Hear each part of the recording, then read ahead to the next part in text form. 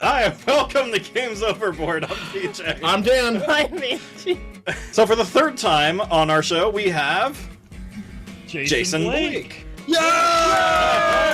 I feel like Pee Wee Herman right now. You said the magic word! Yay! Awesome. Now let's go to the movies. Keep your pants on!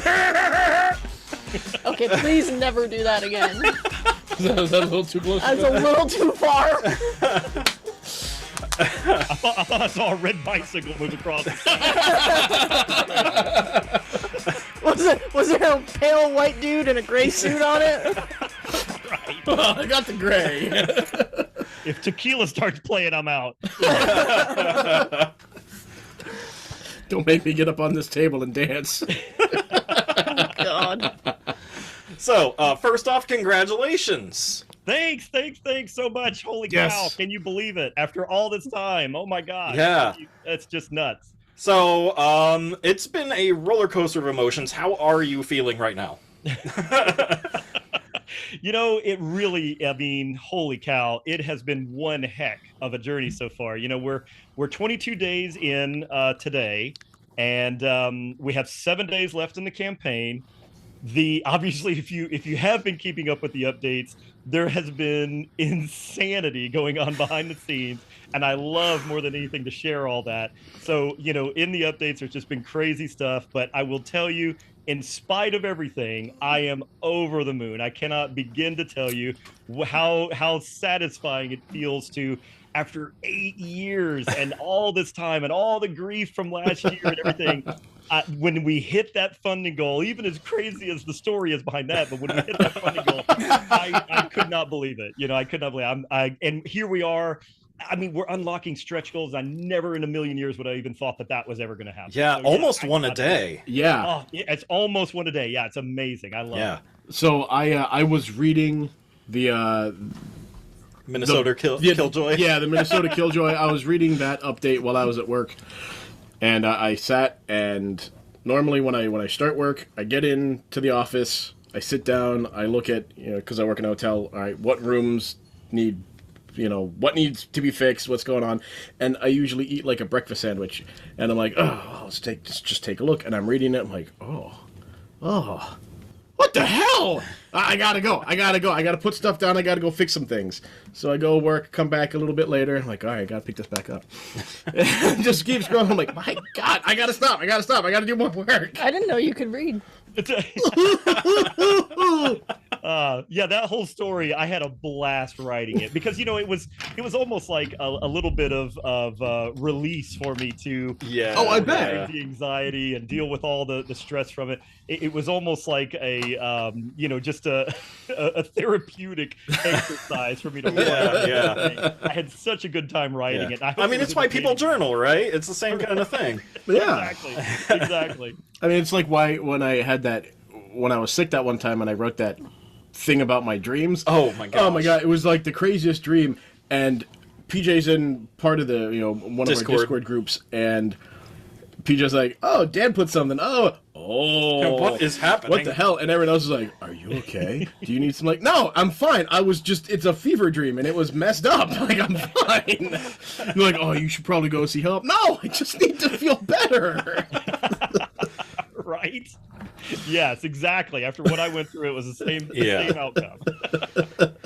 So, for people who don't read the updates, things like that, our listeners who, you know, maybe ignore us every time we mention your game, which we've been doing for like a while now. Since you told us you were coming back with the game. Yes. We need seismic. So, mostly for those who haven't read your updates, especially update 6, which is like, we can was a talk about biggie. that. Yeah. But, for the people who haven't read, explain why they should be pledging. Why someone should pledge to this game.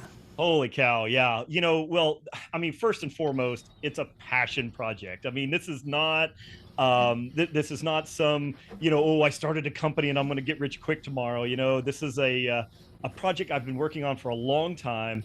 And, you know, it's hard to qualify something like that to people because crowdfunding it's such it really is sketchy. At the end of the day, crowdfunding is, it started off, I think, with its heart in the right place as an overall industry and an opportunity for people to create, big projects, not just board games, but anything. But, obviously in the last, 15 years or so, things have gotten, a little ugly, out there in the crowdfunding world. And so when you tell people like, hey, I got a crowdfunding project, come back me, and everybody's just like, yeah, sure, you and 1,000 other people. But, when I try to tell people, I was like, no, really, I'm doing crowdfunding the way it's supposed to be, Yeah, like it's not a pre-order system, it's the game will not exist without people coming and helping me make it. I'm making it not just for you. I want to make it for me. I want it on my shelf, Yeah. So yeah, the whole thing behind it, I mean, we've talked about it before in the past, but it really is a passion project. I've lost more money than I will ever regain from it. But the sentiment, the joy and the entertainment that I hope it brings everybody else in the world, that really, I know that sounds cheesy as hell, but that is the entertainment that I hope to get back, is when I deliver it and people experience it and they go, wow, he wasn't kidding. This delivers. And that's what I'm really hoping for. And maybe if the crowdfunding board game gods shine on me later, after I deliver the first one, there'll be demand for a reprint. And at that point, now we can start to see what Seismic's true potential is. Right. That I'm going to get to that because I am very excited with some of the ideas that you have for that. Oh yeah. So that leads me to like when you talk about like all the joy it brings people and everything. I've only met one person online who has spoken ill of the game, and it's because they played an early version of like 3 years ago, I think they said it was. Oh yeah, maybe so, yeah. Yeah, and they're like, it was kind of a mess, and I'm like, well, yeah, like everything I've heard from people from last year onward, when you were like really sending it out to cons and everything, like no one has said anything bad about this game, other than if you don't like take that game, so this may not be for you, Sure. And I do address that. I do address it a lot. Is that it is not for everybody. There's no doubt. Yeah. But my next big thing is, and I want to shout out an unsung hero. Who is Cyber Bruno? Because that guy is awesome. I believe it or not, I know that this will probably come as a surprise. I actually do not know him. He is, and I say it meaning like on a personal level. Yeah. Point. He is in my Discord. Mm-hmm. He has been in my Discord for a couple of years now, and he has been. I don't want to say like my biggest fan, like he's some kind of stalker or weirdo. He is far from it. He is a genuinely good guy who has done nothing but try to help, he even gives me advice on things, because I'm working in a vacuum, I'm by myself, I'm trying to do this whole thing, and he initiated contact to the point of where he was like, hey, I've got some ideas I really want you to think about, for the page, and things that, I'm coming from a fan and a consumer. Mm-hmm. Here's some things you might want to think about. And I'm like, oh, thanks so much, man. No, that's great. I love the feedback. Let me take some of that and I'll work with that. Yeah. He's almost been, in a roundabout way, he's like my handler. Yeah, that's what I was getting at. Like, even on the GameFound campaign, he answers questions for you all the time. It's unbelievable. He's got to spend his waking hours doing nothing but I swear to you, he spends just as much time as I do working on the game. It sounds like it. Like, I want to give a shout out to that guy because, like, he's amazing. He really is amazing. I actually, and I was going to joke with him about this. I didn't even know his real name until he pledged. And I was like, oh my God, I actually know where he lives and I know what his name is, because we've shared, hundreds of hours of conversation back and forth through text, through Discord, through comments online. Even as recent as just a couple of hours ago, he has communicated with me right before this and before. And he's like, hey, listen, here's a little thing. Do you want me to do this, or how do you want to handle this? And I talked to him. I know that he does He's got a day job. He's got a wonderful girl that I keep telling him he needs to lock down. And he's got I mean, it's not like he's some weird basement dweller, guy, and that Still lives with his mom. Wait, hold on. We're doing this in a basement. Does that consider us basement dwellers right now? I mean, ours was a haunted basement. Okay. So... Well, so we're the second dwellers of this? Yeah. Oh, right.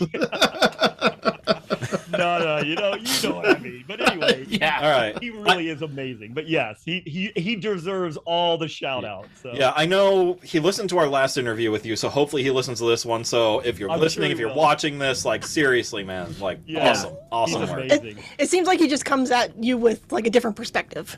He does. He really does. It really has been. Like he has that kind of mind that Amazing. thinks differently than Yes. a lot of other people. The amount of feedback and content he has provided to me in Discord alone, I could literally write a book about. I mean, it's just that is the amount of not just feedback, but it's just like ideas and how to handle things. And hey, you might not want to talk about this, or hey, you might really want to talk about this. And people are asking about this. I really think we should cover it.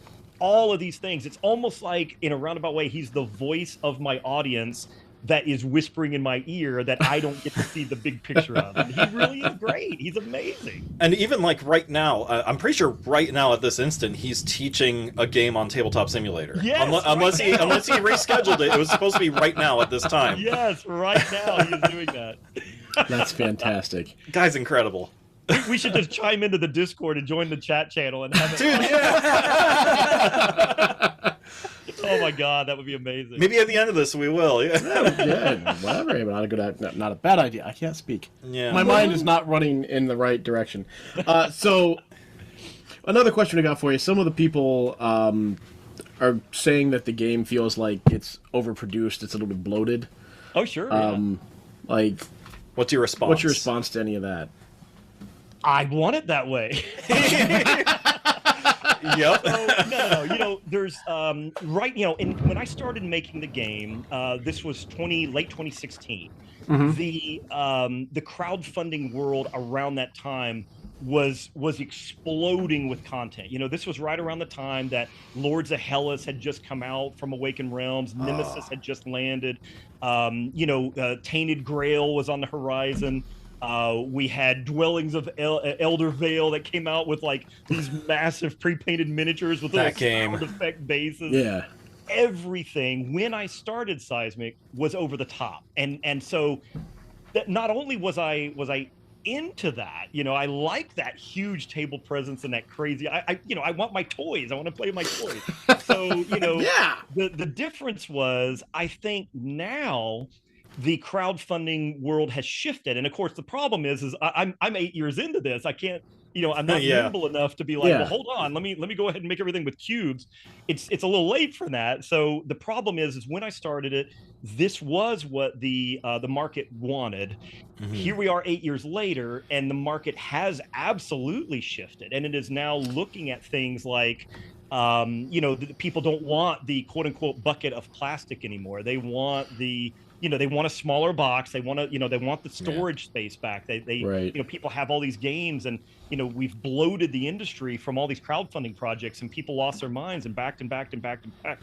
And then what's happened now is people have these massive collections, and then you get this huge box of stuff that shows up. And I mean, I'm just I got Deep Madness in the other day, and it literally came in a 30-pound cardboard container, and I opened up the top.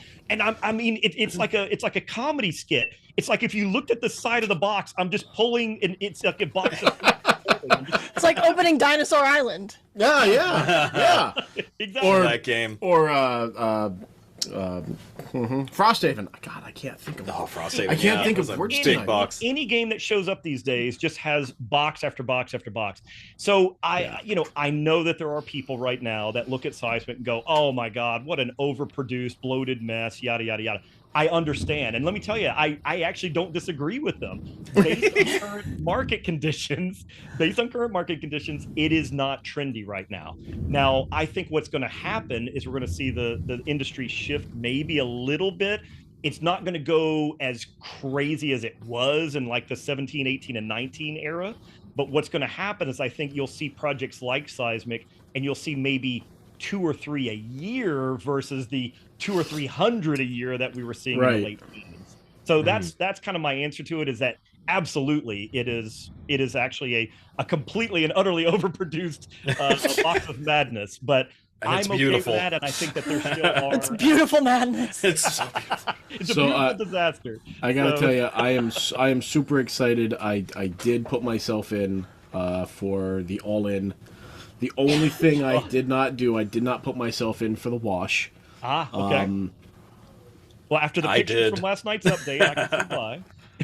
Well, PJ did. I didn't see those pictures. It's a joke. Their pictures were terrible, but go ahead. Oh, I'm so sorry. But I also think that's something that's fun. When you get the game, you can paint them the way you wish.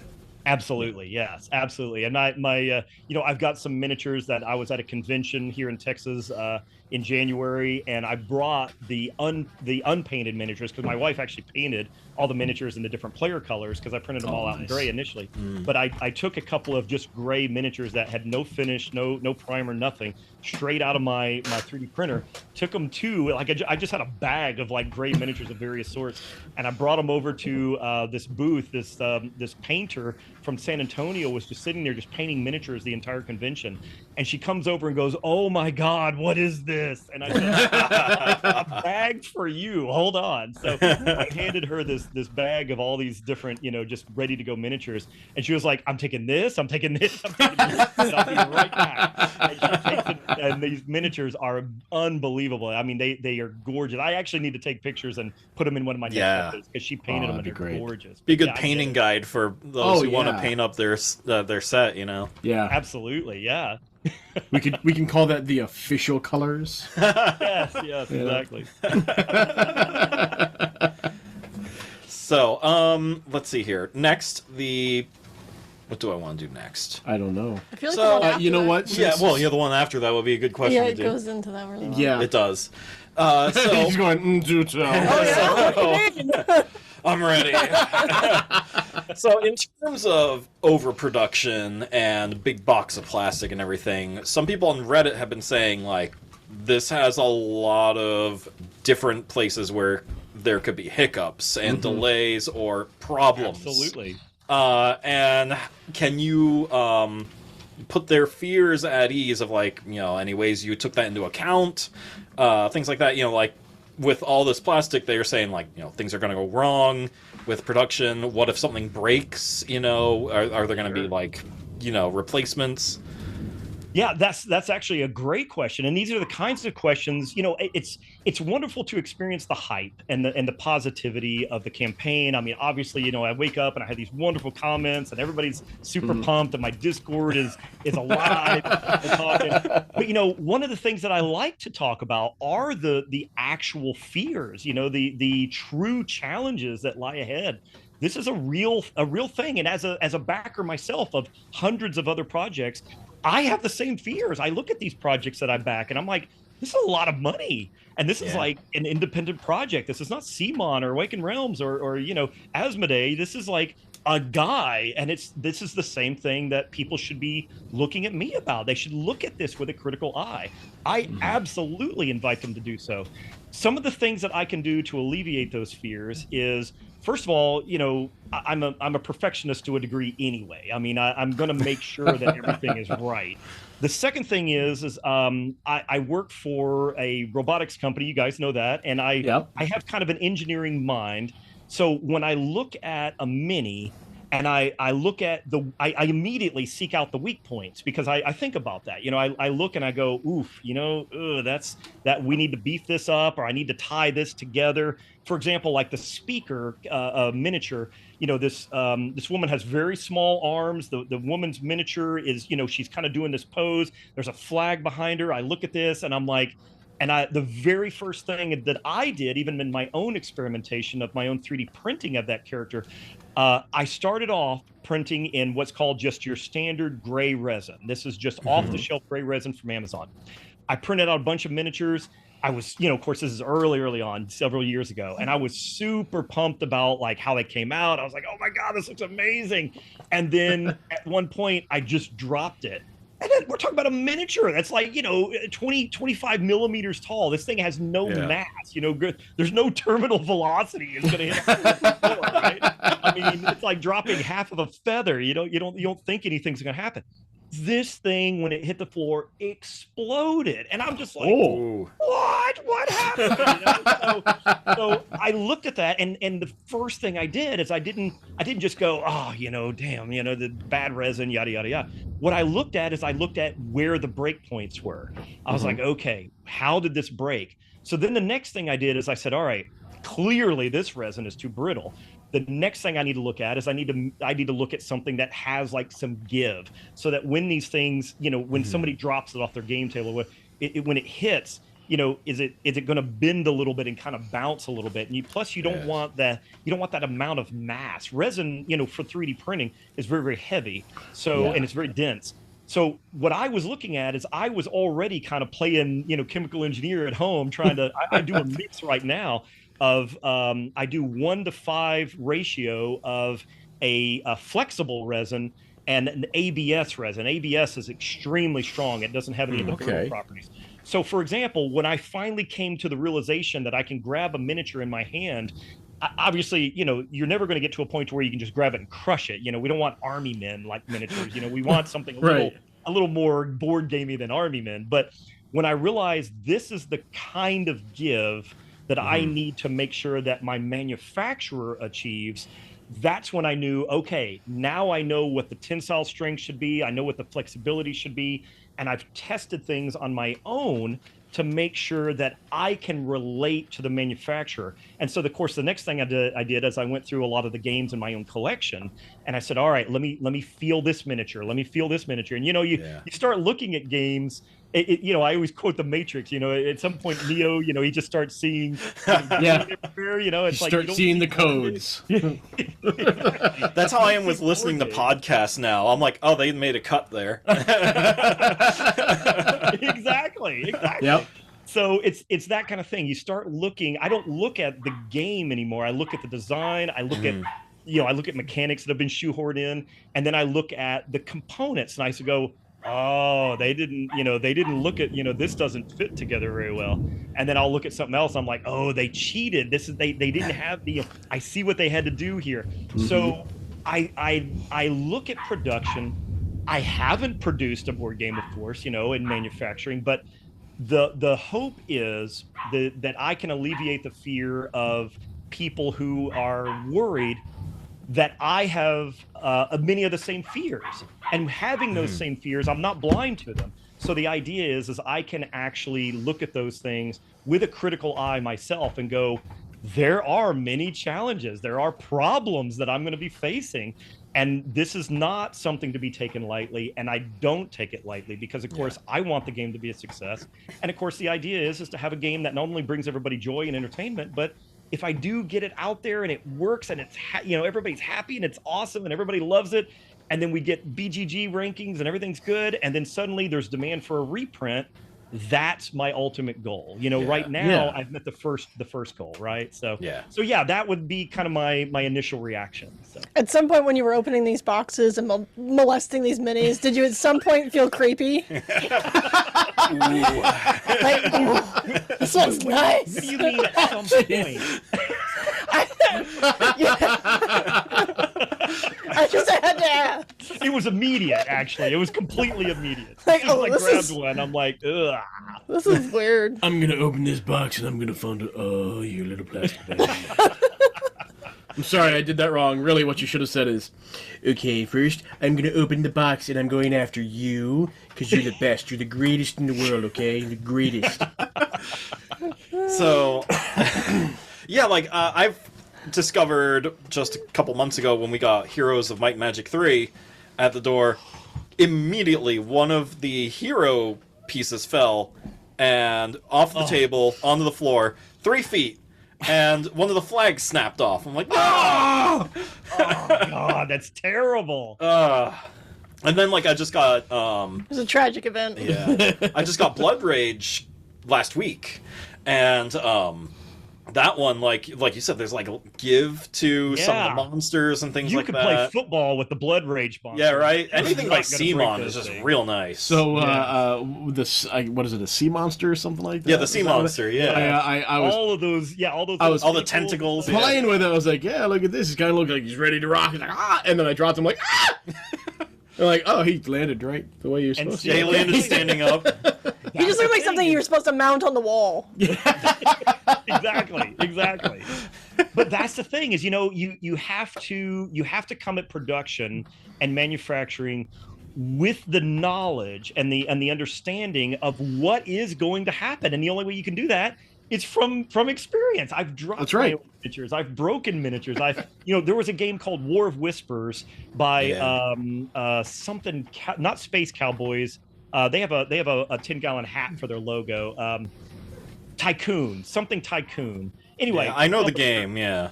big publisher that does a lot of different games. War of Whispers came out, and they had their quote unquote deluxe edition, and they had these tiny little flags.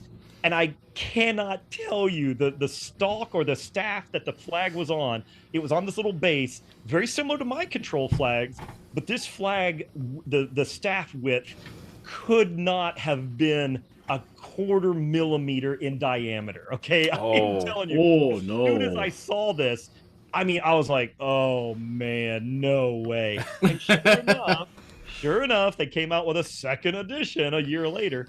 And it was, of all the flags had been super beefed up because they were going to go out of business trying to replace everybody's flag. Yeah. Yeah. It was ridiculous. Version 2, now with beefier flags.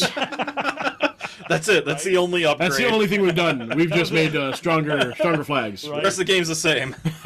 Yes, exactly. but as far as other challenges, clearly we're talking about miniatures and everything right now, but it's there are many challenges, okay, and one of them is trying to make sure that I want the box is going to be very heavy. I want the box to be able to hold everything in a single box as best as I can. Yeah. Okay. That is my goal, but again, there's an amount of evolution with a product that is so custom with so many pieces, and the weight is an issue. In fact, even my manufacturer already told me the player board, and this is something that I'd already thought about, but I didn't realize how bad it was going to be. They said if I stick with the player board being almost 12 inches across, by the time that they produce it in a chipboard, and then by the time they put it in a box, because of course they're on the coast in China, all these manufacturers are very, very close to their coastline, so the humidity is horrendous. So they're going to produce this stuff, drop it in a box.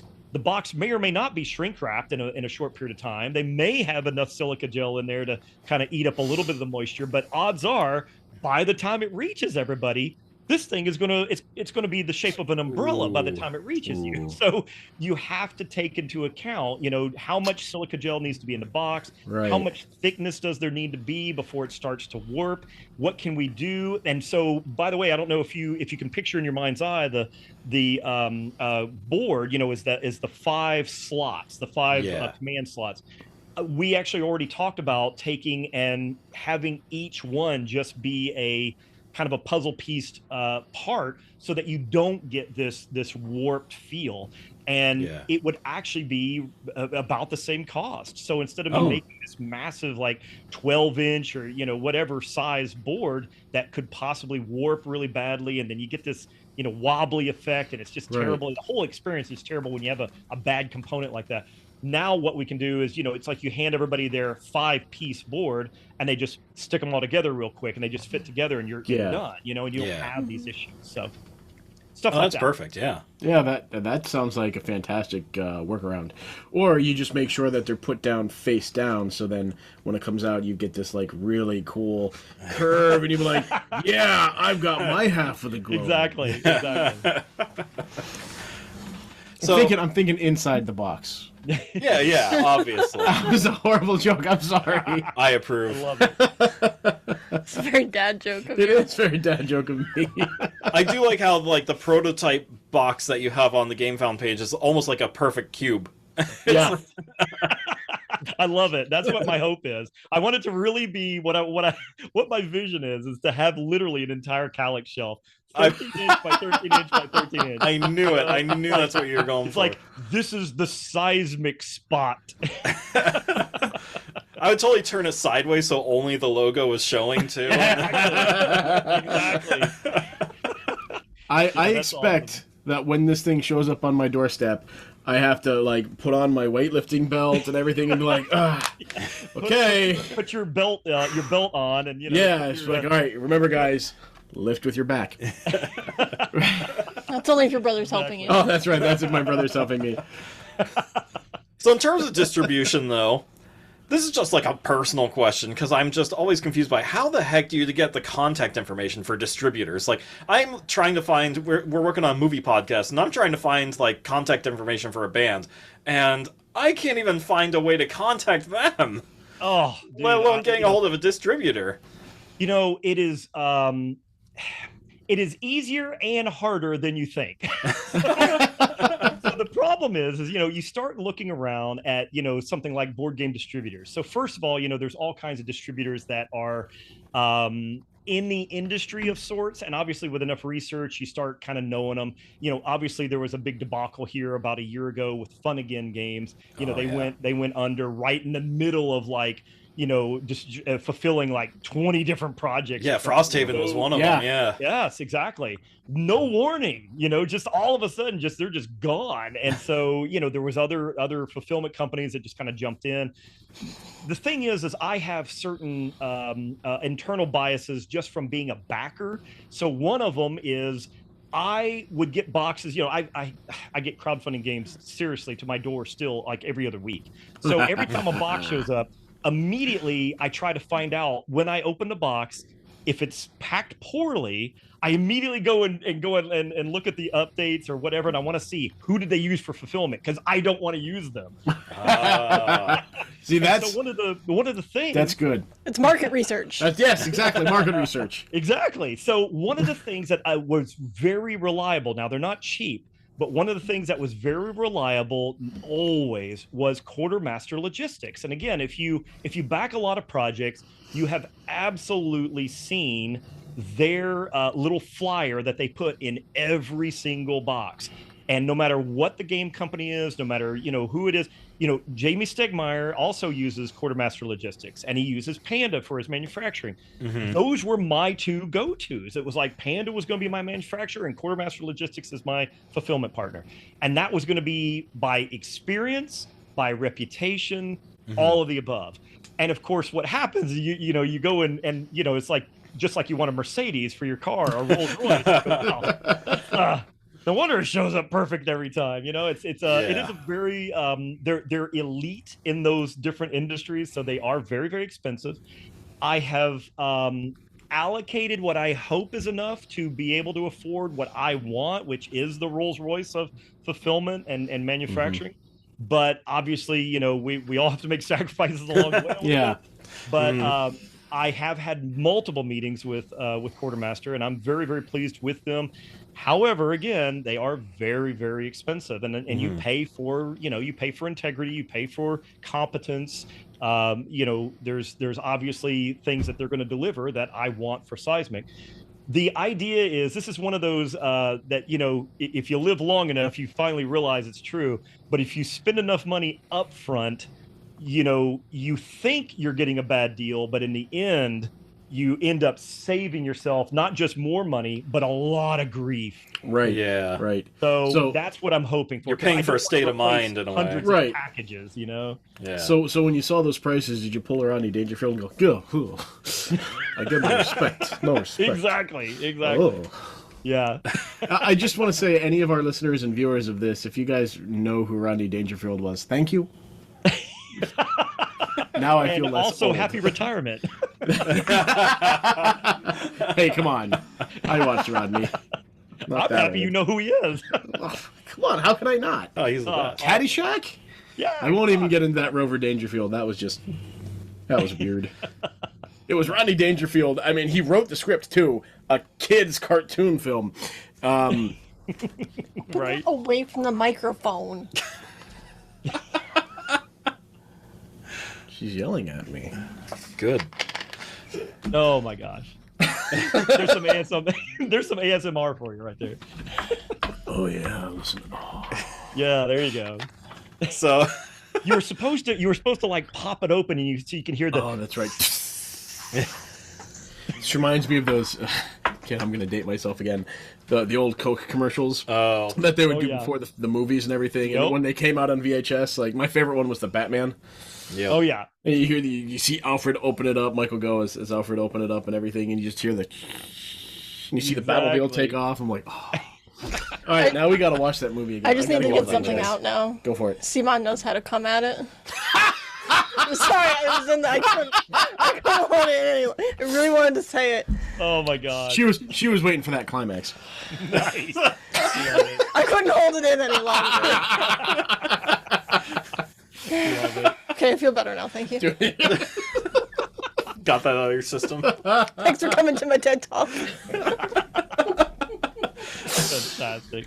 So now that happened, Yeah, Sorry. I'm trying to stay clean for once. Sorry. It's like you hit me with these hard-hitting questions and then that. You know? It's like, Well, you know, Gotta keep it light, you know? that's it. We love to entertain. indeed, Yes. indeed. so we talked about Seismic. Now I want to talk about the future of Seismic a little. Oh, I do too. Because you have Ooh. mentioned something, I think it was in Discord, maybe it was in your AMA on Reddit, that I'm just amazed by, and it is the satellite expansion. Oh, yes. Oh, I Could love you it. please elaborate on that? Because I deliberately did not tell Dan and Angie about this. Oh, he Yes. just said something. Went, what? Tell me. He's like, Yeah, no. yeah. Like he's in my list of questions on docs. He's like, "What is the satellite expansion?" I'm like, "Just wait." So I really wanted to do it for this campaign. The problem is it's just another miniature and it's a big miniature, and I wanted to do it as a stretch goal, but oh my gosh, it's going to be very expensive. But so in a nutshell, the idea is that we've got a circular board. We've got an orbit, obviously, since it's a planet. There's an orbit happening. So as you're playing the game, you would start off and you would just have a random, generally it's going to be where the first player is. You would have a random token on the peak of the hexagon that makes up the board. So you have your six peaks, the 6 corners. So where those corners are, you're going to have a token, and it's going to be just a small satellite token. So this is just the flat piece, and that at the end of every turn, that satellite token moves in a clockwise rotation around to the next peak. And that's going to be where it is during that next player's turn. So there's a miniature off to the side, not on the board, but it's sitting on the table. And this is a, if you know what the power mech looks like, the power mech's already on these big, rocket streams up in the air and all that. So imagine a satellite that is almost like a huge ray gun, kind of staring at the planet from off the side of the board, and it is way up in the air, and it's on it's on a clear stand. Underneath, though, it's not just a stand. Underneath are 2 small troop spots that you can place any troop, either a speaker, a miner, or a soldier. So if you've heard of the old adage of a knife fight in a phone booth, so you can send one of your units whenever you're activating them, whether it be one of those 3, when you play that card and you send your units off, to walk across a map and do whatever they're going to do, you can take one of those units, and the only way you can get to the satellite is based on the quote unquote ladder, or if you will, the token. They are heading straight off of that peak on the board, and that is the only way to get to the satellite. So they have to be able to reach that, and then when they go off that board, they enter, quote unquote, the satellite space, and they're inside the satellite controlling it. So at that point, that unit now is locked into that satellite, and there's going to be an add-on for the board, one of the 25 actions you'll replace, and that will be fire the satellite at a And so when you fire, not only does it create a double tremor event, which could, of course, end in a fracture event, but you also collapse that space and destroy anything in that space. So, oh my God! Did you watch Star Wars, the original Star Wars, when you came up with this idea? This is a mini Death Star we're talking about. Death Star. What it really originates from, and this will tell you how geeky I am. I actually refer to it lovingly as the Soul. This is the Akira movie laser weapon satellite that they had, and so that is what they called it in the movie. That's awesome. When the weapon fires for the first time in the movie, somebody looks over and they look at the colonel, and the colonel goes, "What was that?" And it's like, somebody turns around and goes, "It was the Soul, sir." And I always remember that line of like, "What the hell is the Soul?" Oh my God! And of course, in the movie, when you're watching the first time, it's like a huge event. And that was in my head because I was like, oh, I gotta have some kind of orbit. So, some kind of orbital satellite. So the only way you can take control of it is if another enemy unit enters into the opposite spot on that satellite. And remember, the only way you can get to it is based on its orbit around the planet, or Colony City has a space elevator directly to it. So it's either one of the peaks around the edge or the Colony City. So you can always move to it, and it's basically just one more space to get to it. So the time that a second unit enters, it's basically Thunderdome time. So 2 men enter and 1 man leave. And so it is an immediate fight. It's the only time in Seismic that a battle is resolved immediately. So when that second unit enters, there is they have a standard one-on-one fight, and the person entering becomes the attacker. They get the attacker strike die, they get their standard a combat die, and then they go at it. And whoever is the winner of that battle is who's controlling that satellite going forward. So and awesome. So that's the expansion I really, really would like to see come along. If this expansion does come to fruition, PJ and I are gonna fight a lot. Oh my God. So much. I mean, I can guarantee you we're gonna fight a lot in the base game. It's gonna be a lot of "you asshole." Exactly. Or, well, hold on. I know the one thing we're gonna hear. Shit! Oh, I shouldn't have done that. I just screwed myself. I'm my own worst enemy in any game. In every game. We were just talking about this with the game we played today. It was a co-op game.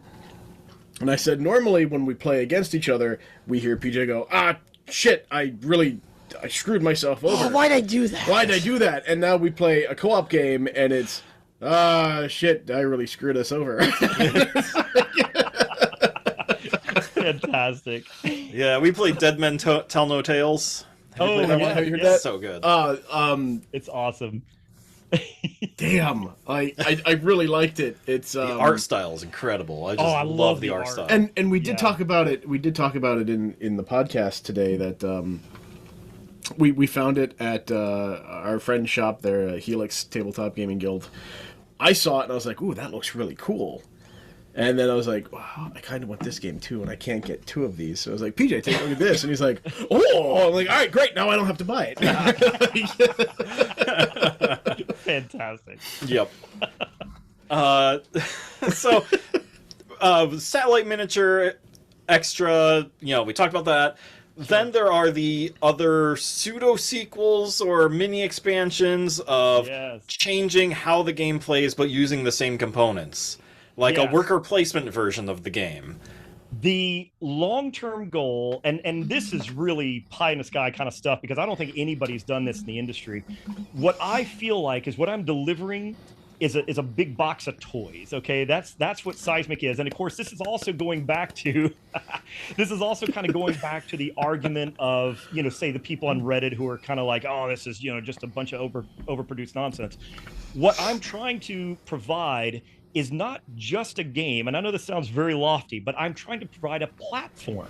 And what I mean by that is that, okay, so I've given you this universe, this big planet board. It's got all these different terrain types. I'm giving you all these different units. You've got all of this stuff going on. And, there's already, obviously in this box, there's going to be several ways to play Seismic. Yeah. But what if I say, okay, let me go ahead and go back to crowdfunding in another year or so after this gets delivered. And I say, hey, you know that big box of Seismic you got? How about we make a worker placement game and you only give me $20 and I give you a rule book and is there a tornado nearby? No, but we probably did something. Fire somewhere. Yeah, it's a fire. Nah, sorry. Anyway, there's It's not in the disco. Fire in the disco. So the idea would be is I can just say, here's a worker placement style rule set. Here's a new game winning goal. Maybe there's not even a colony ship involved. And maybe what I say is like, okay, a speaker can go to a habitat and they can gain whatever. I know that's going on forever. It goes. Banks is also running around here meowing. Oh no. Yeah, I forget how many times it goes off. I think it's 12. something like that. Yeah. Oh my gosh. Yeah. We can wait if you'd like. Oh, it's fine. I was waiting for it to go off while we were sitting on the porch. Yeah. Yeah. Right. I'm having PTSD. This is what happens every time a fracture happens.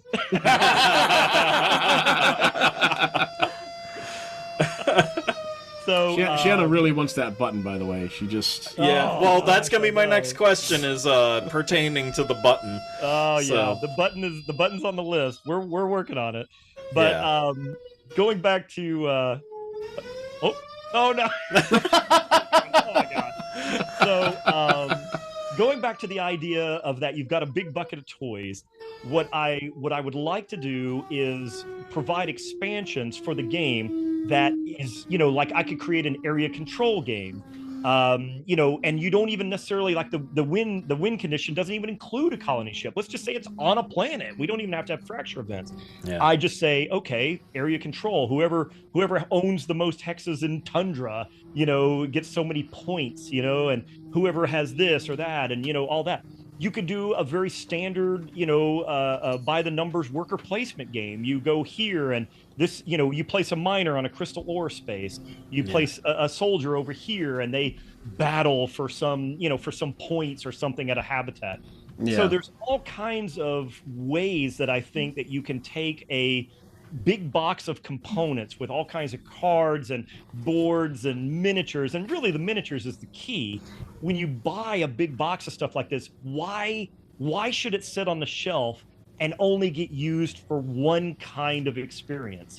At that point, I would love to see Seismic, just somebody goes, hey, grab the Seismic box, we're going to play this kind of game tonight. Yeah. Hey, grab the Seismic box, we're going to play that kind of game, and then it becomes now a platform, which, by the way, the best way I can always describe this is Rock Band.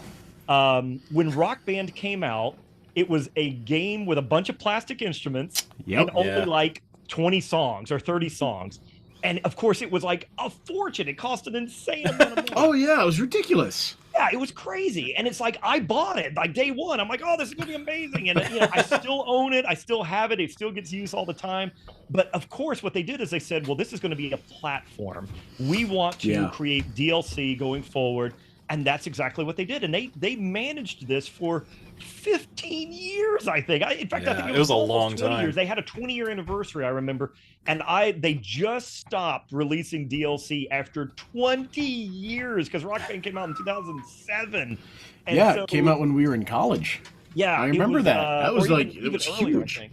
So it was, it was very early. I think it's even before 2007 because I think I might be thinking of the Rock Band 2 because they changed platforms at that point. Anyway, disregard me. Anyway, the whole point is, the idea is what I want to do is I want to sell you a big box of stuff that is a fully playable, cool system, and then basically give you quote unquote DLC as long as I can come up with ways to manipulate those components into a new game. So that would be my ultimate goal. I love that idea. I think it's great. That's a fantastic idea. Yeah. To a lesser extent, Mansions of Madness kind of does that, where like one scenario it's a murder mystery and you never throw a punch or kill anyone. Then the next one, you're running from a crowd of people, but it's still the same gameplay. But that's also literally baked into your game. You've got a book that's full of ridiculously different scenarios. Right. Where this, Like this- it's like a different game every Yeah, it's time. literally a different Whole game with the same different game, components. Wow.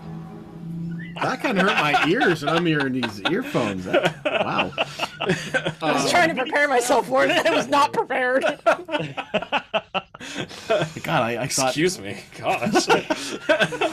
Lord PJ, what'd you eat? I thought that was one of the walkers, from what was War of the Worlds. Oh, Kind of makes tripod. the tripods. Yeah. Yeah, Kind of makes exactly. the same sound. That was like the best part of that movie was the sound they made because it's exactly how the book describes it. Yeah. Anyways, Oh, that's awesome. Sorry. Yeah. And that was like the only really. The lol law is how Yeah. the book types it out, and that's That was like the biggest thing that I liked about it. Everything else is like Tom Cruise. I don't care. yeah. Go ahead, keep running from your thoughts. At least tonight wasn't a high-speed chase. Last time. Oh, we yeah, filmed that last episode, time, yeah. Yeah. That's right. There was a high-speed chase. It was a good time. Going back to the launch button. Oh yeah, launch button, yes. You mentioned the possibility of being able to purchase any additional stretch goals. I feel like that would be expensive, right? Unless B, like a certain number of people signed up for it, and only then would they be made. But I wasn't Yeah. sure what your thoughts were for that. If that was, 'cause you mentioned it as an idea, but it doesn't seem like it would be financially feasible. So I have a quote already on the fully functional launch button. It is not cheap. I can Oh, I assure you. bet. I still think it is doable. I would probably need to rationalize making it. I would probably need at least 100 people, maybe a couple hundred people on board. Yeah. And I do believe that there's enough hype that if I did offer it and we didn't unlock it, I would bet that I could probably get enough people to warrant making it. But Yeah. one of the things that drives me crazy is that GameFound is such an amazing platform. They have so much their HMI, like their GUI and everything is just so much better than Kickstarter's. But there's one thing that Kickstarter has that, as far as I can tell, now again, we haven't gotten to the pledge manager and all the features that they've added, but and as a creator, I can't even make my pledge manager yet. But the crazy part of it all is Kickstarter had what they called contingent goals or contingent add-ons, and what that means is that you could quote unquote pledge almost like in the pledge manager. You could pledge for an add-on, but there was a certain number that had to be met.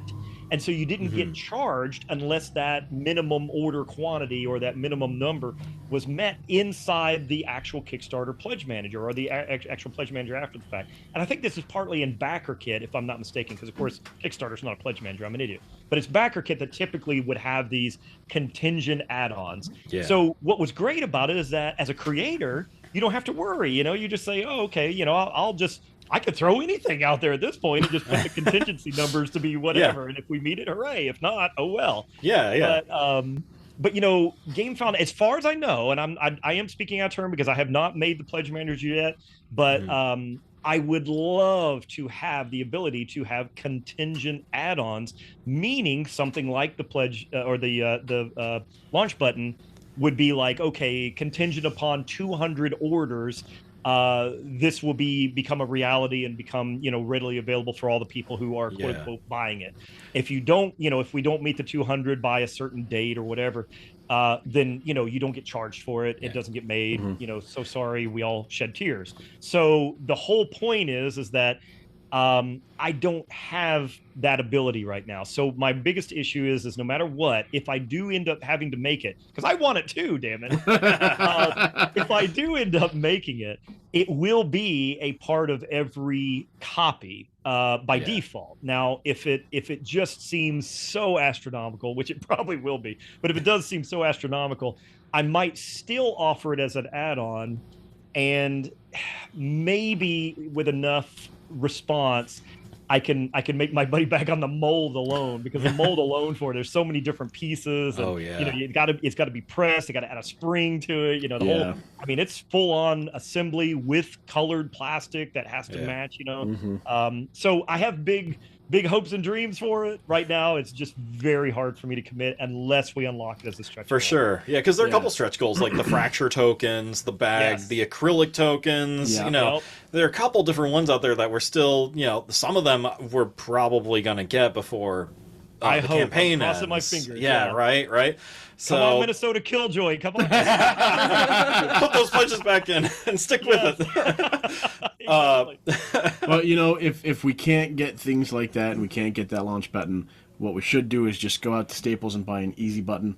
Yeah, right? Yeah. And then when it's time to launch, we just smash it. Well, That was Amazon easy. has launch buttons. I looked, and like it has like the little key that you turn and a green light turns on, then you hit the button. You know, Yes, exactly. Well, how much is that? I kind of like want $10, one. $20. All right, I want one just to dick around with. Honestly, I'll put that in the car. So if we don't get a launch button, you know, like there could some good alternatives out there. And the thing is I mean, I know there's some really nice looking ones out there, but I was also going to offer the idea that I might even open up like a little Etsy store, web store or something, and I could actually, design my own launch button, Oh, print that'd it be out in great. resin, have it, with the spray. I already bought springs for testing and all that. There I you can go. even go as far as selling them myself as an add-on, quote unquote, Yeah. from Star Reach Games after the fact. Just Only if we have you, like your voice going launch. You know. exactly. Oh no, for him, I think it has to be something like "Spicy missiles." Right. That's awesome. Was in take a nap. But yeah, in terms of like the whole stretch goal, the contingent stretch goal or add-on thing, it makes me think of I forgot what company it is, but I think they make GMT does it with they call it GMT. the P500. Yeah, the 500. So Yep. that's exactly what I was thinking of when you mentioned I like want the to do the possibility same of it. thing. Yeah. Yeah, I'm like, hey, Game Found, contingent add-ons, please. yeah, right. I really, speaking of, by the way, just as a side note, I really do want to say a big shout out to Game Found. These guys, initially, I had some meetings with them. Everything went well, and I'd never had a bad word or anything like that. I was just semi-neutral for the most part. I was assigned an actual account manager, which, oh my God, that's huge leaps and bounds above Kickstarter. They don't care about you at all over there, I'll tell you. But the Game Found experience was pretty good. And then it went from pretty good to amazing almost overnight, because what they did is, and some of this was me also a little bit of poking and prodding, because I'm an independent. I mean, obviously they're going to favor the guys that are going to have these mega campaigns. They're in money to make. They're in business to make money, just like anybody else, right? Right. Yeah. They're gonna feature these mega campaigns that are going to pay off big dividends. So here I am, and one of the things that I went over to them is they did court me a little bit when I first went over to them. They were like, hey, your game is perfect for Game Found. This is the kind of game we want. You're gonna have much more success over here. And they really talked me up, and I believed all of it, and I still believe all of it. It was the perfect platform for me.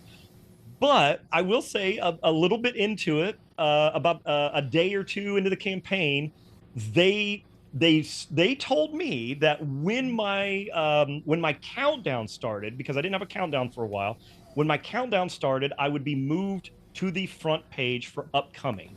Well, I bent over backwards. I scrambled because I was like, oh, I need to be on the front page as soon as possible to gain followers. And I bent over backward, tried to get my countdown going. And I was like, oof, I got my countdown going. Oh, it started. And I would like refresh the front page. And I'm like, hey, not there. Still kind of... You gotta going dig on, pretty deep guys? for me. And of course, I was having flashbacks from last year, Yeah. where I was buried at the very bottom. So this kind of went back and forth, and I sent a couple of emails, and I was like, kind of wink, wink, nudge, nudge, like, hey guys, you kind of told me this, and I'm really I'm kind of dying out here. I'm an independent. Kind of showed me just a little bit of love. Yeah. And so they wrote me back, and they said, yeah, we're gonna do that for you. We're gonna get you on there. And I'm like, oh, great. Another day or two goes by. I'm kind of dying here, guys. So I did finally send them. It was certainly not a complaint by any means. It was more of just like a really aggressive. What's the line from Sin City when they said, "Well, what are you going to do? Go and ask them?" And then the main character goes, "I asked pretty hard." It's one fine coat you got there. So it's one of those things where clearly I was probably mildly aggressive in my request for them to make good on the promise they made to me. And when they did that, not only did it create huge dividends for me, because I can track, there's tons of analytics behind the scenes that show how many backers and followers I get from the featured platform, their banner across the top, all of these things. But when I put out update number 6, and their COO, and I don't mean Alex Radcliffe, who is their CMO, but their COO actually reached out in the comments, because I called them out in the comments, and I said, "Hey, GameFound, you guys have been awesome. I really appreciate it. Thanks so much for putting me in the active, like right here next to like Grim Coven and all this other stuff. I mean, I'm an independent. I'm nobody, And it's like they really not just treated me right, but then as soon as I wrote that update number 6, which is the second night of the campaign, they suddenly it was like a whole new world and a whole new relationship between me and them.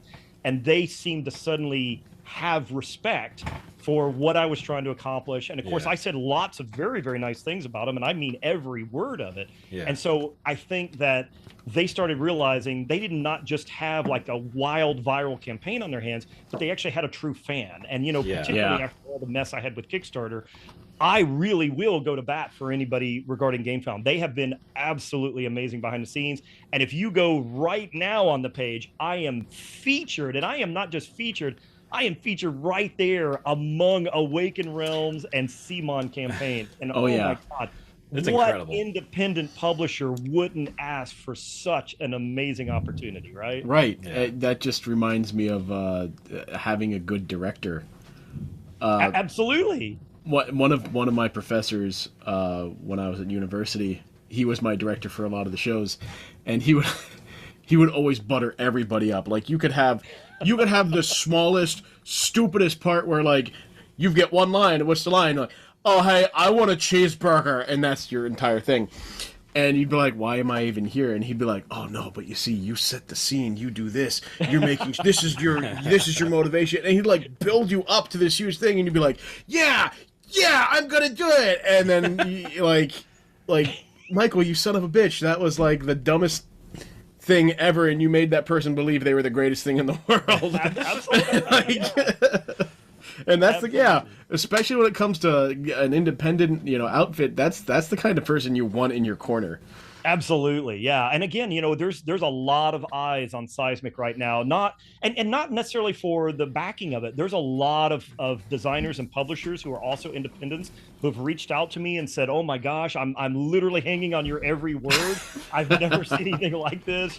You're going to be my blueprint for like the next time I go to crowdfunding." I mean, and that is the best compliment I could hope for. And of course, what's happening even from that is because I'm such a fan of GameFound realizes that. And now what's going to happen is a lot of things that I'm doing and a lot of things I'm talking about is going to end up probably yielding dividends for GameFound in the end, because there's all these designers who may or may not have ever thought GameFound might be a good platform for them. And they are going to probably migrate from Kickstarter over to GameFound with their own projects next, which is of course obviously the ultimate goal for GameFound. Yeah. And word of mouth is the best way to drum up business. It is. Flattery will get you somewhere. Exactly. It's not just one of those like, hey, I just paid hundreds of thousands of dollars for someone to see this little ad that I made. Now it's someone saying, no, I did this and this is what happened for me. You should give it a shot. Yeah. Exactly. And it's just it's word of mouth spreads like wildfire. Well, and that's why I really want to make a connection with every person. This is why I respond to literally every comment. This is why when somebody joins my Discord, I at least initially wave to them, with the little emoji. I recognize you're here. I know you're here. And as soon as they speak out, I'm going to write to them. I'm going to say, thank you so much for being here. Your time is valuable. Your input is appreciated. Your feedback is invaluable. I cannot wait to hear what you have to say. And even the people who are not backers, and I don't know if you've seen this in the comments at all, the people who are not even backers, who are, maybe they've decided that Seismic's not for them, I welcome them. I welcome them to participate in the comments. I talk about it. I talk about the game with them. And, just their participation is enough for me to go, holy cow, you are taking time out of your day to come over here, watch the campaign with all of us, even though you're not invested, but yet you're investing your time, your emotional investment, your ideas, your input, your feedback. All of those things are just as important to me as the pledge itself. And so I think that that's important to make a connection with everybody, you know, and that's what I think that's what crowdfunding is about, right? That's what it used to be about anyway. Yeah. Right. Yeah, there was a great conversation on the campaign comments. I think it was last night, maybe today, where someone like was driving up by me. He's like, "Come on, everyone who's watching, how about you back? You know, what's holding you back?" And some guy chimes in. He's like, "Yeah, I'm not a backer, but I really appreciate the transparency and the passion behind this." And he's like, "That's why I'm here." And it was just like a great back and forth between those two. It's amazing. Yeah, I mean the conversation. I mean, honestly, and I say this with full sincerity, I don't believe that there is another crowdfunding campaign out there that has as much positive, welcoming, warm comments and people anywhere than Seismic. I fully believe that. I am telling you, you cannot find a bad negative comment or bad word out there. Everybody is on the same like wavelength. Everybody's excited and pumped. And again, you can be excited and you can be involved without being a backer. You can still appreciate what Seismic is just because of the way the campaign is going and all the positive vibes happening with it. It's just been great. Hey, I think I've been shot. I don't know if that went through the microphone, but that was one heck of I a can hear it. I'm almost feeling like you guys are like punking me, and you're really in Cloverfield, like in Cloverfield Lane, and there's aliens up above, and like John Goodman's about to walk into frame. Dude, that movie is amazing, by the way. I love it. Oh my gosh. You can't go outside. Anyway.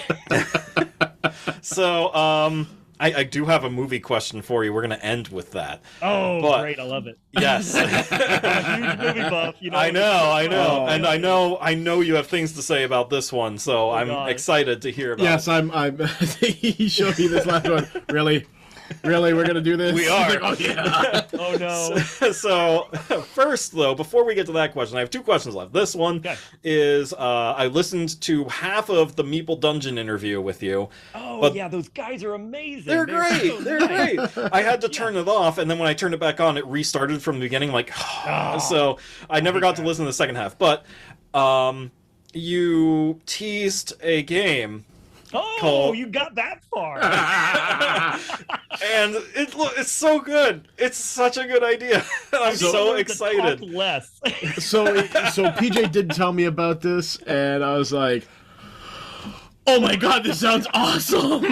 So for people who haven't listened to it, it's called Vitals. Could you elaborate a little bit? Oh my gosh, I love talking about it. I'm glad you brought it up because I need this in my life. I don't know what you're talking about. I've never heard of such a thing. What? I mean, I need vitals too. It's how we live. But... I was going to open this question up by saying, I was thinking about this game where you're rolling dice and you're in an operating room. By the way, before I do talk about it, I will say that I thought the idea was good enough to actually go and make a BGG listing. So it is actually on Board Game Geek right now with my name as the designer on it. I don't have nice. But I'll be there day one if it goes through. go press like on it. It'll be amazing. Yeah, okay, I'll do that. But continue. He's doing it right now. So the idea kind of came to me because I'm a huge fan. I don't know if you guys ever played. I think we've actually talked about this on one of the other episodes. I am a huge fan of Captain Sonar. I love Captain Sonar. It's an amazingly thematic game. For those of you who've never played it, just in a nutshell, Captain Sonar is basically real-time battleship, real-time team-based battleship. It is This is the target version, the 4-player version. Right, so both. I have the target version. I have the full version. if you go back through our episodes, there is an episode where we reviewed this version of Sonar, and we actually put in clips of us playing. It is a drunk PJ.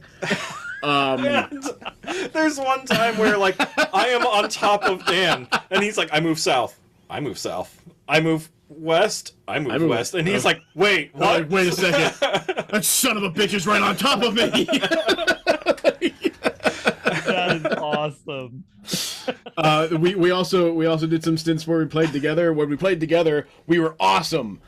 When we were apart with different teammates, we both sucked. Terrible, right? It was so my bad. friend JB, who's done a few episodes with us, he's like, I'm never playing this guy. I'm never being your partner again. You suck. But I'm with PJ and we are awesome.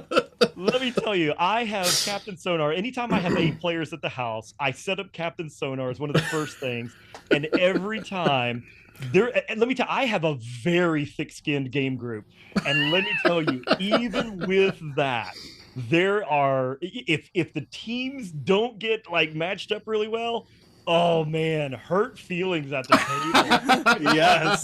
You're the worst radio operator. What is wrong with you? It's like, oh man, it's just so bad. And I mean, people are screaming at each other, and it's just Well, it's like when we took it to Helix. Oh my god. And they were playing, like, where the hell are you? What are you doing? Why are you over there? We took it to Helix, and we were on a team, and we just, I wouldn't say we cleaned up, but I mean, we were perfectly in sync. Oh, yeah. And it doesn't hurt that we've known each other for 25 years now. Yeah. And I told, when I introduced my buddy JB to PJ, he's like, well, I don't know if I'm gonna like that. I'm like, JB, he's me. But half British. Like, that's the only difference. And he meets him, he's like, holy shit, he is you. So, back to Vitals. Back to Vitals, yes. Yes, Vitals. Let's talk about Vitals. I know we're going to make this episode overly long again. Wait, why not? Always. As long as we're not leaving here at 2 o'clock in the morning. Like Yeah. last time. Fine. Yes. Hey, I don't have to work tomorrow, so I don't care. I care. So, Pout at me. Vitals kind of. So Vitals kind of came to me because I played. Of course, I love Captain Sonar. I love real-time games, so I like Fuse. I don't know if you've ever played Fuse. I haven't played has Fuse. Like frantic, just crazy dice rolling. Everybody at the table. It's a co-op game, which I'm not always a co-op fan. But so Fuse was very simple, and it's literally just throwing dice as fast as you can. There is no stop. And you're trying to match symbols, and I thought, man, they've really they're missing out here. This is like barely a game, but this mechanic is intense. And I was like, it reminds me of the intensity of like Captain Sonar, and Captain Sonar is like a real game, but with the intensity. Because this other one is a fake game. So, and then I thought about, I had the idea rattling around in my head, and I thought, that would be pretty wild. And then what happened is I played a game called Flatline. These are all in my collection, by the way. Flatline is a weird dice rolling, somewhat real-time dice rolling game. It's real time, but for 30 seconds or something, and then it's like worker placement. It's very bizarre. But anyway, That's odd. The theme, I got it because I was like, oh, and I've always said this. I told you guys this before. If I ever found a game like Seismic that scratched the itch, I wouldn't finish Seismic because I'm like, oh, somebody already made it. Yeah, So there it is. Yeah. Flatline. Yeah, so I bought Flatline at a garage sale, kind of like a swap meet for board games, and I was like, oh, okay, here's a medical themed game where you roll dice and you match symbols to try to achieve, these goals. I got it. We played it, and I was like, and it was okay. It's just eh. And the theme is horrible. Dying giraffe. The theme is just, it's not really there. So, Sorry. Making the sound of a dying giraffe here. So was it one of those things where you saw it and you're like, sheet, god dog. He gets the reference. yes. So was this one of those games you picked up? You're like, I can totally make this better. Yes, and that's kind of what happened. And so here's another, the final evolution of Vitals happened when a friend of mine bought my, I think it was, well, no, I think it was my wife's friend. They were at Walmart and they bought a game called Tapple. Have you guys ever played Tapple? I've seen it I on the haven't even shelf. heard of this. It's a silly, like, Milton Bradley, Hasbro, Walmart type game. Okay. Okay. And it's what it is. The Tapple has a big button right in the middle, and then on the outer edge are a bunch of it's not completely linear alphabetic letters. There's various letters missing, but for the most part, I think there's like, I don't know, 20 things around the outer edge. You get a clue, and in real time, the button has a 5-second countdown, and you have to, when it comes to you, you have to have a clue, like say fruit, and you go strawberry, and then you hit S. And then and you hit the button in the middle, and then the next person, now you can't use S anymore, and so now the next person says banana, and they hit B, and then they hit the button in the middle, and it resets. If the button times out on your turn, you're out, and so then it continues around the table until basically it's kind of like a musical chairs. There's one Okay. they win. It's very, very, very simple concept. But I really liked the idea of everybody having a universal button that they kind of have to smash. So I kept thinking to myself, okay, how could this again is like barely a game. There's more to this. I can work with this. So I took the idea of like a fuse, flatline, real-time dice rolling, took the button kind of from Tapple, and then I was like, I really want to make another highly thematic game, even though this time I'm starting with mechanics, which is kind of different. I always had the idea of like, oh, can I make this work in a really wild, intense way? So in Captain Sonar, you are at some point during the game, you are drawing in a path around the shape of the submarine so that you can kind of move on and get your sub diving again. So I thought, okay, what it has that level of intensity? So it's like a trauma room scenario where you and all these people are standing around a table. You have 2 boards. The boards are locked together, very large boards, and it's in the shape of a human being. So you think of like a full-size version of Operation. Yeah. So, When PJ told this to me, I was like, holy shit, this is like intense Operation. yes, it's a super intense operation. So everybody has a role. Everybody has a very, very specific role and their own set of dice. But the person keeping the actual patient alive, the person who is in charge of the vitals, is always short 1 die. So everybody else at the table has their own tasks that they're trying to do, but when they've met their goal, they roll dice and they're trying to meet the symbols on a particular task that they're doing that is specific to them. As soon as they place all those, they now have a separate die that is also in front of them that matches the die of the person who is in charge of the vitals. So the person who's in charge of the vitals is constantly rolling to meet the die values that they need, but they're always short 1. When the other person matches theirs, they hit the button in the middle, and the button in the middle is basically what is keeping the heartbeat of the patient alive. So you have 10 seconds to press that button. Oh, geez. They jeez. flatline, and if they flatline, everybody at the table stops what they're doing, and there's a set of dice that are all black dice. One side has a heartbeat on it, a red heartbeat on it, and everybody has to stop what they're doing, grab one of those dice, depending on player count, because it plays up to 6. They grab one of those dice, and they start frantically rolling it until they get that particular side. Place it on the table, and if all the players get that die in the location on the patient, then anybody, whoever places that last die, can hit the button, and the patient comes alive again, and then the game immediately, without stopping, goes right back to what you were doing, and you've got another 10 seconds to meet the goals. So everybody at the table, so the person having the instruments has the instruments and they look like a forceps or a scalpel or whatever, but in the end, there's a dry erase marker. And oh, that's so cool. You're holding a scalpel, but instead of a blade, there's a dry erase marker. And when the doctor who's at the head of the table, he flips over a card and he doesn't know what the operation is that everybody's doing. The whole game is only about 5 minutes, okay?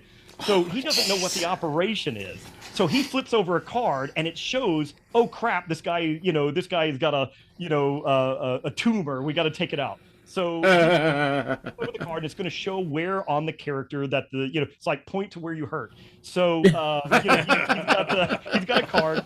So on that card, there's going to be a bunch of pieces of cardboard that kind of covers various parts. And you take that piece of cardboard off, and now he says, okay, I need to do this. And remember, all the while, the person who is keeping check of the vitals still needs somebody at the table to roll that last die that they need. So everybody is frantic all the time. So the doctor says, okay, I need a scalpel. I need a scalpel. And the other person at the end of the table is like, oh, okay, hold on. Okay. And the scalpel has like a set of icons. They start rolling like crazy. And in the meantime, the doctor is like, well, I'm going to roll to help the vitals person get that. And at the same time, people are reaching and hitting the button to keep the guy alive. And then finally the person, like, they get their scalpel and they're like, okay, I got it. Okay, I can hand the scalpel to the doctor. And the doctor's like, okay, great. He takes the scalpel and now he has to draw and cut the patient open, and he has to draw all the way around. And if he gets out of the line, he has to turn the scalpel over and erase it because he's messed up. And he has to like go and do it again. Stitches. So all of this, and then he flips over another card, and now there's going to be something else you have to do with a dry erase marker. And so if it's like forceps or something, you have to take, like, this one has a red marker in it. Now he's bleeding, and you've got a clamp, and you scribble in red with the forceps, and you got to hand these back to the person with the instruments. Now they're dirty, so they have to be like rolled They have to clean it. Oh, that's just. And so all of this, everybody at the table, this is going on nonstop. And of course, in the middle of it all, the patient can flatline because somebody got a bad roll and they couldn't meet their goal. And it's just, the whole thing is an insane 5 to 7 minutes or so of the utmost, and think of the highest level of intensity of Captain Sonar, and that's what Vitals is, shoved into about 5 to 7 minutes. And then you add in like a really bad game of Yahtzee. Yeah. Exactly. So yes, that is Vitals in a nutshell. We've already tested it multiple times. Nothing obviously near final enough to show. I basically made my own dice, and I've got some really, really archaic, rough graphics that I did. And I basically have all the rules already laid out. I mean, the game, honestly, if my heart didn't belong to Seismic, I could probably have Vitals ready for production, I would bet you, within 3 months. I mean, it's that far along. Wow. So just the way you're describing it, it reminds me of a game that I've played called Keep Talking and Nobody Explodes. Have you heard of this one? Yes. I know that one. It's on PC. I played on Steam. Yeah. So I do have it for my VR. Oh, it's great on the VR. Yeah. It is. PJ, did you ever play that with me? I've never played it. I know I've played it over the phone with somebody. I can't remember who it was. But all you have to do is make sure that they have. if they're the one is reading a manual, like they're like you because you've got the headset on, you can't see what the hell is going on, you don't know what's happening. They're just like, okay, what do you see? Like, shit, it's a fucking bomb. Okay, well, what does it have? These are the kinds of wires. Okay. Is it this color and this color? Yes. Okay. Take a look at the I was gonna say VIN number. That's not right. Take a look at the model number. Does it end with this letter and this number? Like, yes. Okay. Then you got to flip to the page. Like, oh well. Okay. This is the wire you cut. You're like, now what? It is amazing. It is so well done. Fun. So fun. I watched a Let's Play where it was professional bomb disposal crews play that game, and some of the easy ones, they're like, so what do you got? Oh, I got this. And the guy's like, flip. Yeah, cut this wire. Click. You're done. And like the guys that were recording are like, serious? He's like, yeah. Like, dude, we do this for a living. We'll get to the harder ones. And he was like, all right. They did a harder one. They're like, yeah, we did it in like half the time. What's next? That is amazing. That is awesome. So I think we're down to our final question. I know you've been dying to ask this one, PJ. You can take it. Okay. I'm ready. All right, so what was it, 2 weeks ago? A week ago now, right? Was it just a week ago? Yeah, a week and a half ago. About a week and a half ago, a trailer dropped for one of our favorite franchises. One of your favorite franchises. And one of your favorites. Okay. We now have I know what trailer. it is. Alien Romulus. What do you think? I am excited and reserved. Yes. I call it cautiously optimistic. Yes, absolutely. So the very first thing I will say, because I can talk about this for hours too. I love the franchise. It really is the whole Alien franchise, and particularly Aliens. I mean, my God. Oh yeah, mean, that was the first one I ever watched. I was unaware of Ridley Scott's masterpiece Alien, Right. Until I was probably like 12 or 13, and then I watched it. I was like, oh, Yeah. and then I made PJ watch it. It's so, man, the particularly Aliens is so quotable. My God, you can Oh just, my I God. mean, Game you just over, make man. you can make a poster of just the most famous quotes, and Absolutely. in fact, just yesterday, somebody was saying something, and I was like, and I even mentioned in one of the other comments because I like to use it on people all the time. I'm like, hey Vasquez, anybody ever mistake you for a man? No. Have you? How about you?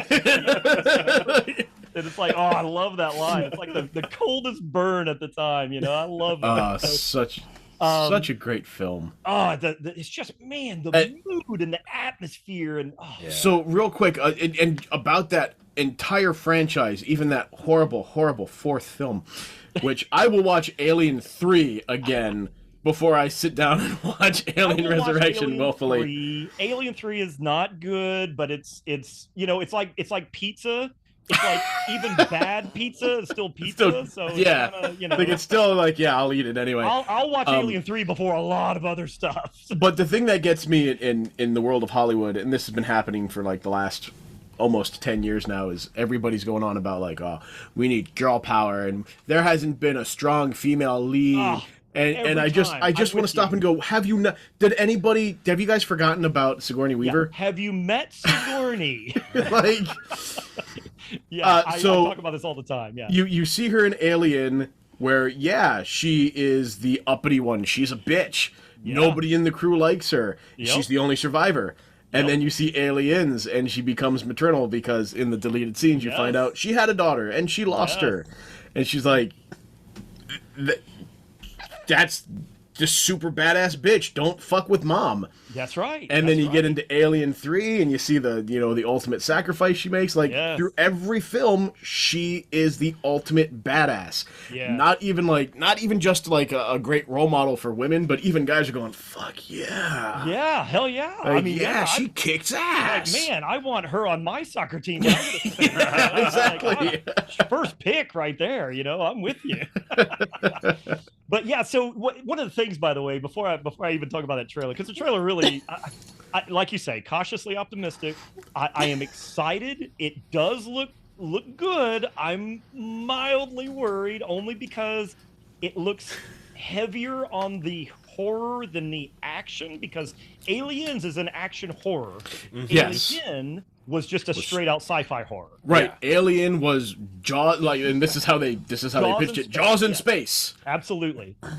So I prefer the action horror element of Aliens, and even Alien 3 is still action-ish, even though again it's more of a callback to the first one. It is, but it's also more action-oriented than the first one. The first one was a very, very slow burn. Like they almost took Jaws beat for beat. Yes. When it came to that first film, and they set up everything, and they even said in those things where you're like with Ash being an android, like, whoa, right.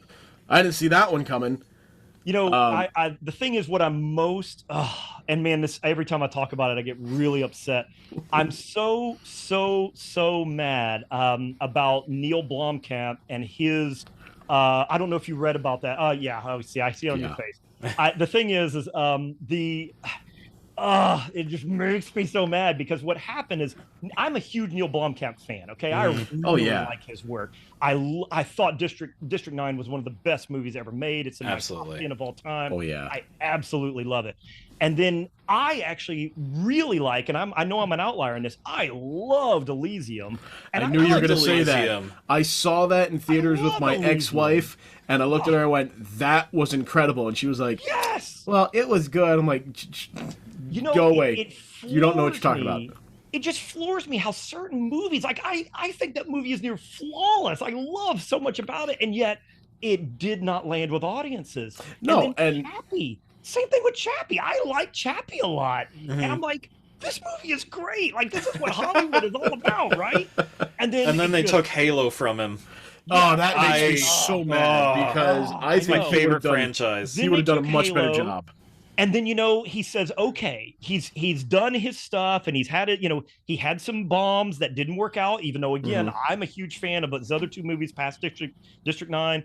I want District 10, which there is talk of it finally. Ooh, but he's just now starting to kind of, there's little rumblings about it. Yeah. But the biggest problem is, they took Halo from him. He was clearly a fan, and he was clearly the right guy. I mean, God, that short film he did was amazing. The shorts are amazing. And I think that's the problem. They saw what he did, they saw what he could do, and they said, well, this is what you've done, but we can find someone to make it better. I know. And they cheaper. Couldn't. It was all about money. And they couldn't. They clearly couldn't. Yeah. And if they would have stuck with that, I don't care how much money they would have lost on it. They would have made that money back so fast. Absolutely. So fast, because not only do you already have this massive franchise that has a huge following, this isn't like a little cult classic. I mean, this is... Right. And especially, this was back at, this was Halo 3. This was 2007 when he had the rights to it. You still... I mean, this thing was massive. Yes. Worldwide phenomenon. You already had that huge base. You already had things like people were... bringing out toys and everything. McFarlane Toys was doing the 12-inch, super detailed Master Chief and stuff. Yep. You had Peter Jackson was attached to it too. Yes, you already had all of this stuff laid in, the groundwork. That all they had to do was go, well, we start producing this, and we already have the groundwork for merchandise. All we have to do is just kick it into high gear, and we're going to literally be printing money. They could have done exactly what George Lucas did, but were smarter than Fox and said, we want this much percentage of the merchandise. Yeah. Yep. It's just it's heartbreaking. And of course, even more to me is when he finally came out later, recently, and again recently within the last 3 years or so, when he said he wanted to do an actual RoboCop sequel, which never got greenlit. And then, of course, Paul Verhoeven. Oh my gosh, that guy's he was such an amazing director, for the 80s, particularly anyway. And then Blomkamp says, okay, I can't get the RoboCop license, and all that. I want to do a direct sequel to Aliens because he's a huge James Cameron fan himself. Yeah. He knew what Aliens was. He knows the vibe. And you can tell when you watch District 9 and Chappie and Elysium, he gets that industrial sci-fi, lived in, authentic, world building. He gets it. And I'm just that's who we want at the helm of this. And he had that he put out concept art, and he had Hicks, and he was good, Michael. Yeah, Hicks with the burned face and everything. Face, it was all toward it, grown together, and Ripley is older, but still cut and ripped, and it was just oh my God, this is going to be amazing. I have to look this up. I didn't know this art was out there. And an older Michael Biehn would have been awesome. And then Ridley Scott walks into the studio and goes, nope, X, and says, I've got a better idea. I'm going to do Prometheus. It's what? What? It's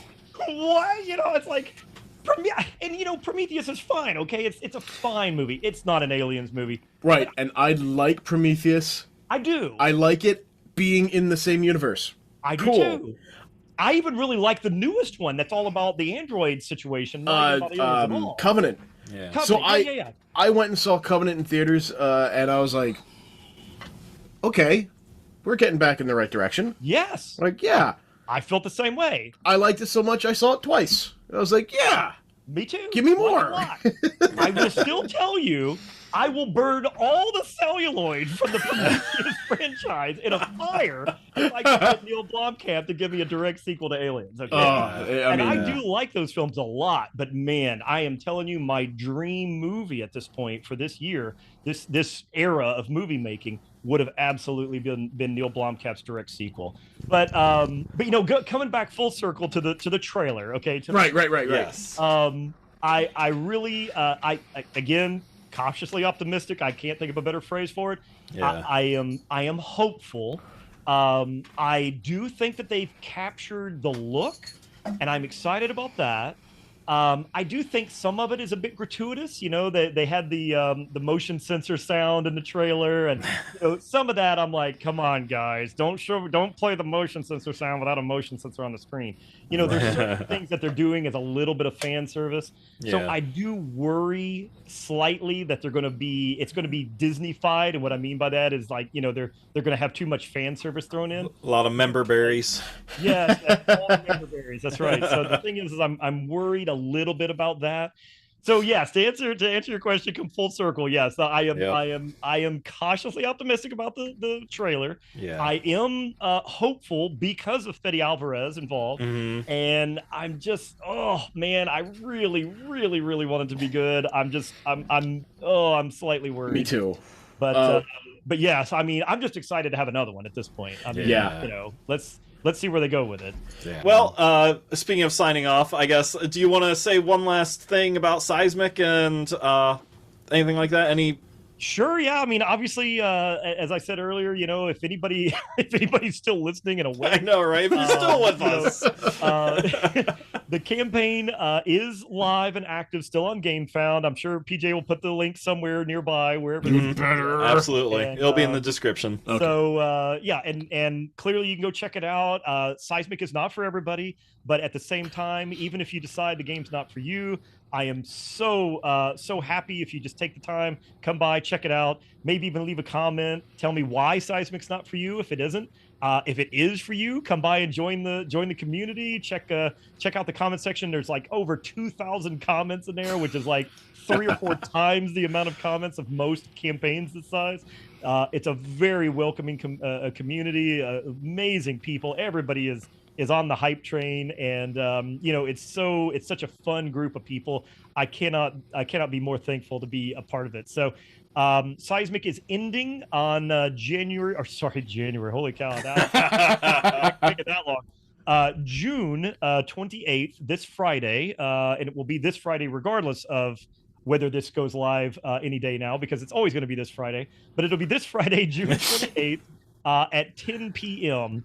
And that'll be the last minute that you can chime in and get Seismic for the absolute best value that I can offer it for. And that is we have funded, for those of you who may not know the game or know the campaign yet, we have already funded. We are in the midst of unlocking stretch goals, and we are hoping to really send off the campaign with a huge bang. So Yeah. I am even thinking, and here's an old one for you, Dan. This is a call out.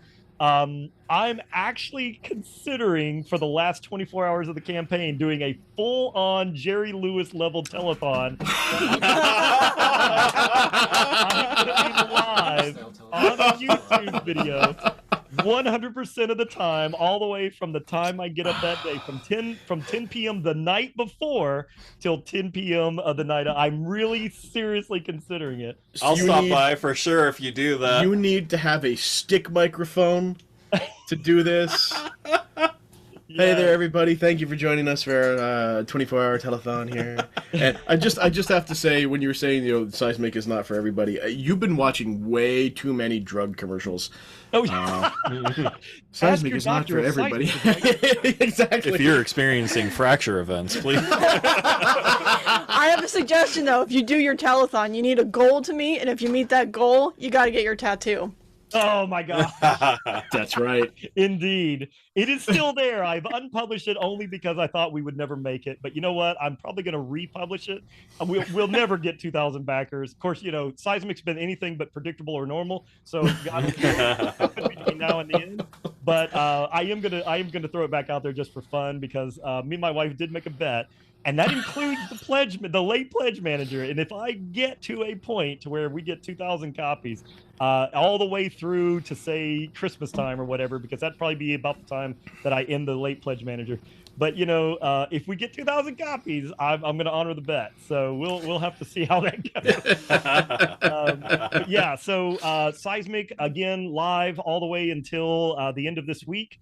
I may or may not be wearing a tuxedo with a stick microphone, walking around in front of phones behind me. With your wife the only one answering them? River back there. We have operators standing by. Sweetie, did you get that? Are you standing by? She's got 4 phones in her hand. They're all gonna be rotary phones, but the old style, and I'm gonna pick them up. Hello, please hold. Hello, please hold. Hello, please hold. Your pledge is very important to us. So what I was going to do, believe it or not, I'm still really kind of fooling around with this, is I was going to actually get on live on YouTube, have my Seismic game YouTube channel, start a live feed, post it to the campaign page live as going on the whole time.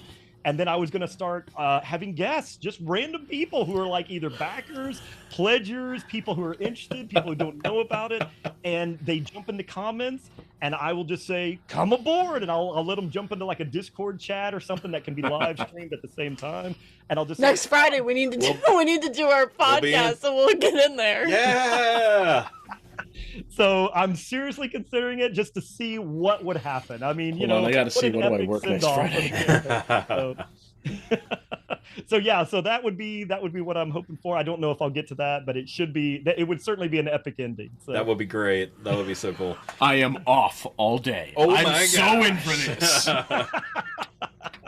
I'm off too. No, you're not. Yes, I am next Friday. Oh, yeah. Okay. I know it's hard to believe with you guys having dealt with me now that I actually could speak for 24 straight hours. I know it's very hard to Do you have it in you? I'm not so sure. I don't think they could do it either. But do you have the Constitution? Yes.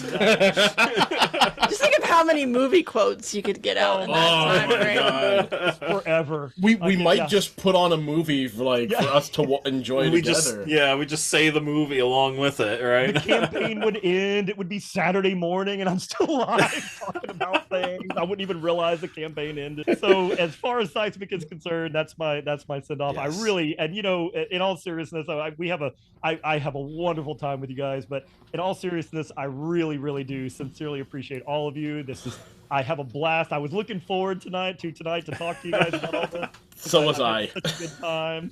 And, Yeah, we'll have to have you on again. Definitely for the movie pod when we start that Oh my up. gosh, yes. I'll be on for that. I'll be 100% Awesome. on board. I really do sincerely appreciate you guys. Really, I mean, your time is valuable, and I mean, obviously, I've taken way more of it than I should. But your time is valuable. Your effort, your ability to have me on again for the 3rd time. I just seriously, I cannot thank you enough. I really, really sincerely appreciate it. So Yeah, I just want to end by saying, for those watching on video, I probably will cut out a lot of the movie stuff for the video one to keep it a little shorter and sweeter. But the podcast one, it's all going to be in there. So if you want more of our conversation, listen to the pod version. It's going to be lengthy. It's going to be awesome. I can't wait. I'm just so happy that I'm not going to have to edit much either. I'm just probably going to put it out as it is. oh no, We had a Right. All right. Oh, I'm excited. I'm excited. It's No, going to look, take. for our listeners who love this incessant babbling because it feels like they're in the room. Boy, you guys have a treat. I'm so sorry.